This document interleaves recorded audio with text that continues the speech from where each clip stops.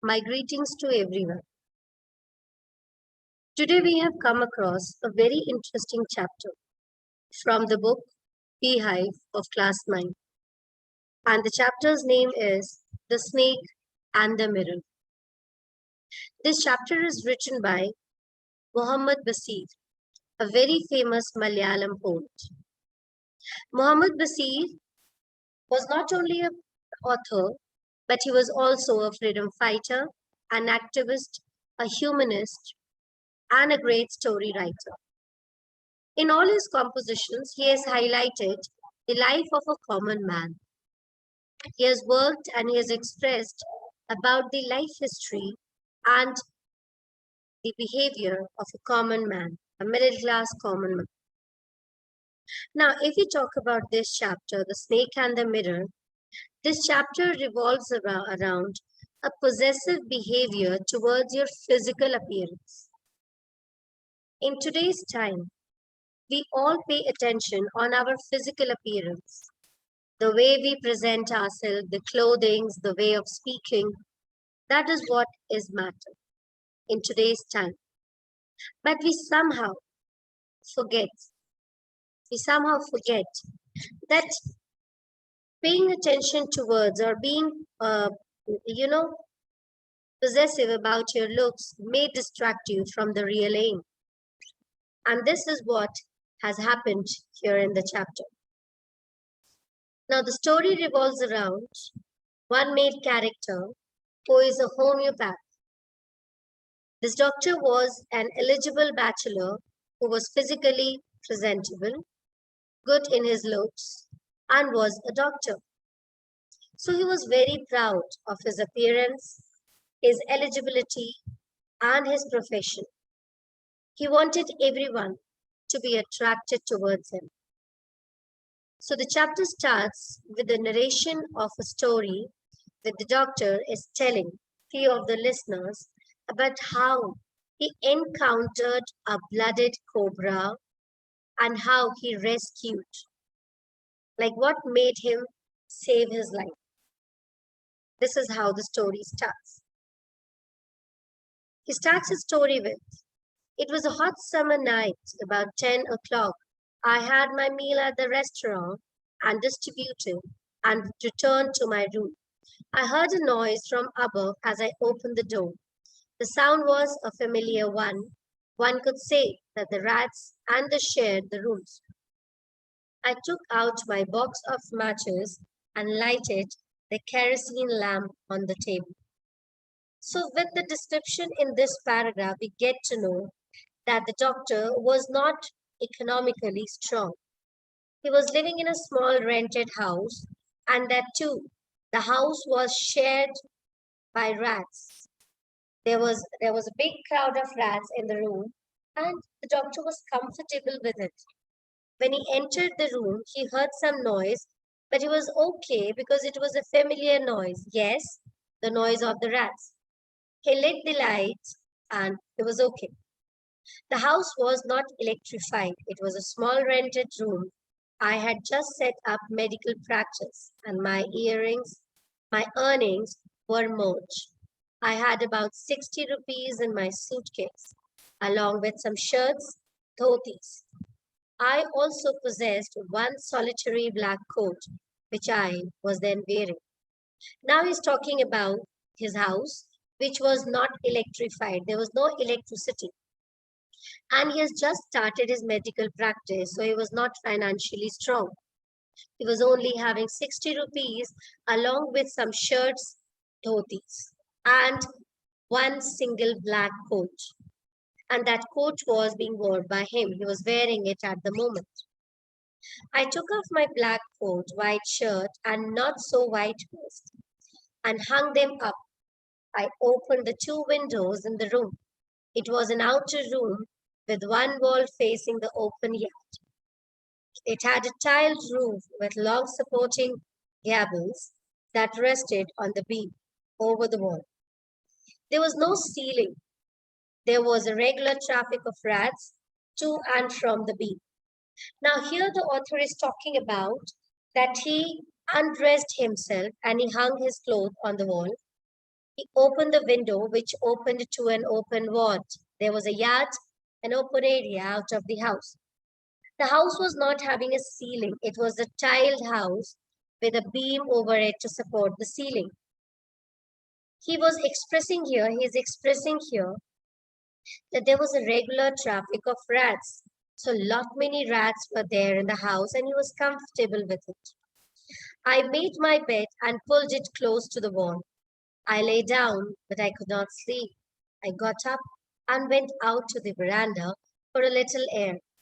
But the wind god seems to have taken time off. So at night he was not able to sleep, so he decided to spend some time in the veranda. When he went there, he found that there was no air. The air was not blowing, so he has used an idiom here. The wind god seems to have taken time off. It means it was on a break. Okay? I went back into the room, sat down on the chair. I opened the box beneath the table and took out a book, the Materia Medica. I opened it at the table on which stood the lamp, and a large mirror, a small comb lay beside the mirror. So now finally he decided to read a medical book. He is explaining the table that there was a large mirror on the table, a comb, the lamp, and the author was sitting there. Now he has beautifully mentioned a line that one feels tempted to look into a mirror, and it's obvious. When you are in front of a mirror, you cannot resist yourself looking into your reflection. And the same was with the author. I took a look. In those days, I was great admirer of beauty. So he was very fond of beauty. He used to admire beauty, and I believed in making myself look handsome. He was unmarried at that time, and he was a doctor. So he felt that he was quite an important person. So he wanted everyone to make his presence felt. He wanted to attract people towards him. So he combed his hair, settled it out, and then he looked into the mirror and he took two important decisions. The first decision which he took was that he's going to shave daily and he'll grow a thin mustache. Whereas, on the other hand, he took the second decision that he's always going to carry an attractive smile on his face. Now, why he decided to carry a smile on his face? It was because he realized that smile makes him look more attractive. But this decision was earth-shaking decision. It means it was quite a difficult one because keeping a smile on your face 24 into 7 is not an easy job. Later, he paced up and down. He started thinking more about his future. And he decided that he wanted to marry a woman who is also a doctor, and a doctor who has a good practice so that he can have a good amount of earning. He also wanted his wife to be fat so that whenever he needs to run away, she should not be able to run after him and chase. With such thoughts, he sat back on the chair. The sound which was coming out from the beam has stopped. Suddenly, suddenly he heard a thud, and it seemed like rubber tube has fallen down. When he turned back, with no sign, he saw a snake landing on his shoulder, and he was shocked. He was so much shocked that he was not able to jump. He did not even tremble. He did not even cry.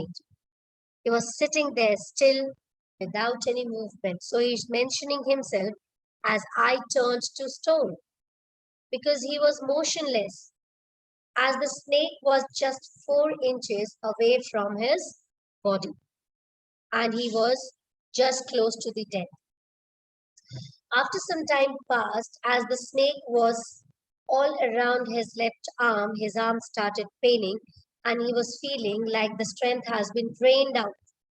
Because cobra snake, they squeeze your body, they crush your body, and that was being done by the cobra. Now, suddenly, what happened? Cobra turned his face and he saw the mirror. and cobra's reflection was there in the mirror that attracted the cobra's attention. It looked into the mirror and saw its reflection. I do not claim that it was the first snake that had ever looked into a mirror, but it was certain that the snake was looking into the mirror. So actually, it's not that first time snake would have come across the mirror, but this snake was continuously looking into the mirror. So he was distracted from his actual goal. His goal was to bite the author, but he got distracted by his beauty and he kept on looking into the mirror. Slowly, he slided down onto the table where the lamp was kept and he kept on looking into the mirror. As the author got the opportunity, he ran away from the house. He left the house, he ran away from the house to his friend's house. There, he changed his clothes, he took a bath, and he was relaxed. The next day morning, he decided to change the house. So he went to the house along with his friends, but unfortunately, his house was theft. There was nothing left in the house except his not so white vest that was left behind by the snake. The person asked, the listeners asked him, Sir, is a wife really fat?